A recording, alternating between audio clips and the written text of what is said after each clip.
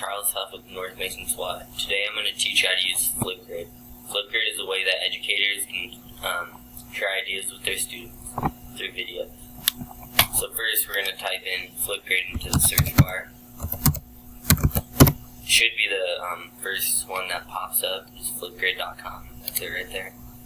So if you have made an account, you're going to want to go to Educator Login.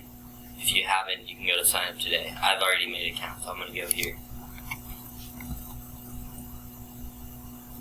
Once you've made an account, it should bring you to this page right here.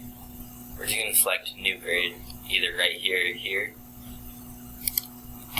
Once we've done that, they want to know like what type of community your grade is going to be, like what topics you guys are going to go, so they can base it more after those. Assuming that this video is going to be watched by teachers, we're going to do classroom. And go to build my grid. So you want to see that code right there, that's what you'll give your students so they can upload their videos onto the grid. So you can go to all set. Now if you want to customize your grid at all, you want to go to grid actions and edit.